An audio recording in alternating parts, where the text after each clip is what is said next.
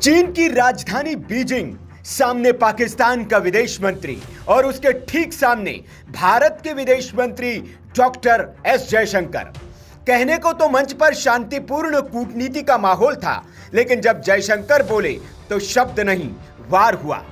बर्बाद कर देंगे, ये शब्द भले ही ना बोले हो, लेकिन आंखों की भाषा और तेवर यही कह रहे थे। एससीओ यानी शंघाई सहयोग संगठन की बैठक थी। चीन मेजबान था, पाकिस्तान मेहमान और भारत एक मजबूत ताकत बनकर खड़ा था। बीच मीटिंग में जयशंकर ने कहा, आतंकवाद पर सिर्फ बातें नहीं, एक्शन चाहिए। भारत कर रहा है, करता रहेगा। जैसे ही जयशंकर ने पहलगाम का नाम लिया, पाकिस्तान के मंत्री की गर्दन झुक गई और चीन के माथे पर शिकन आ गई। जयशंकर यही नहीं रुके, क्योंकि पाकिस्तान के बाद अब बारी चीन की थी। उसी के देश में बैठकर जयशंकर ने चीन को नसीहत दे दी। चीन को लपेटते हुए बोले, हम में से कई यूएनएससी के सदस्य हैं, जिम्मेदारी निभाइए। जयशंकर ने कहा, एससीओ की स्थापना 3 बुराइयों आतंकवाद, अलगाववाद और उग्रवाद से लड़ने के लिए की गई थी। अक्सर ये तीनों एक साथ दिखाई देते हैं। हाल ही में भारत ने 22 अप्रैल को पहलगाम में हुए आतंकी हमला ने इसका एक और सबूत दिया है। इस हमले का मकसद जम्मू कश्मीर के टूरिज्म, वहां के इकोनॉमी को नुकसान पहुंचा, वहां धार्मिक विभाजन फैलाना था। यह हमला पर्यटकों और स्थानीय बेरोजगार युवाओं की आजीविका दोनों पर सीधा वार था, जिसका मकसद कश्मीर की साझा संस्कृति को तोड़ना था।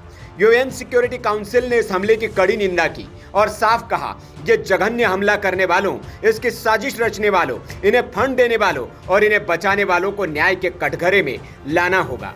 हम में से कुछ सदस्य यूएन सिक्योरिटी काउंसिल के सदस्य भी हैं। हमें समझना होगा, इन लोगों पर एक्शन लेना होगा। भारत ने आतंकियों के खिलाफ कार्रवाई की है और आगे भी करता रहेगा। अब दुनिया एससीओ की ओर देख रही है। हमें भी इस चुनौती को मानते हुए सख्त रुख दिखाना चाहिए, सिर्फ निंदा नहीं, ठोस कार्रवाई करें। दरअसल शंघाई कोऑपरेशन ऑर्गेनाइजेशन यानी कि एससीओ की वो मीटिंग आपको याद होगी, जिसमें रक्षा मंत्री राजनाथ सिंह ने ज्वाइंट डिक्लेरेशन पर इस वजह से हस्ताक्षर करने से इनकार कर दिया था क्योंकि उसमें पहलगाम नरसंहार का जिक्र नहीं था। चीन ने तब चालाकी करके अपने आतंकी यार पाकिस्तान को बचाने की खूब कोशिश की थी, लेकिन पाकिस्तान बच नहीं पाया क्योंकि भारत की नाराजगी का असर यह हुआ कि एससीओ ने तब ज्वाइंट डिक्लेरेशन ही जारी नहीं किया। अब जब विदेश मंत्री एस जयशंकर एससीओ में पहुंचे हैं, तो उन्होंने फिर उसी बात को छेड़ दिया है।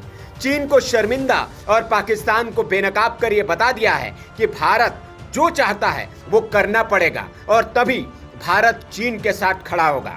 जयशंकर ने यह भी बता दिया, आप कितना भी साथ दे दो, भारत ऐसे आतंकी मुल्कों को छोड़ेगा नहीं। एक्शन लिया और आगे भी लेते रहेंगे।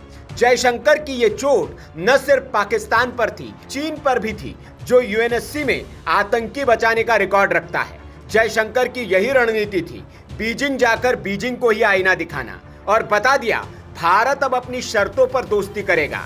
न अमेरिका का पिछलग्गू, न चीन का डरपोक। भारत अब एक स्ट्रेटेजिक बैलेंसर है और जयशंकर इसकी सबसे मजबूत आवाज। यह सिर्फ कूटनीति नहीं थी, यह भारत की गरज थी जो चीन की धरती पर गूंजी और पाकिस्तान की हेकड़ी निकाल दी। Bureau report, VK news. VK news, राष्ट्र के नाम।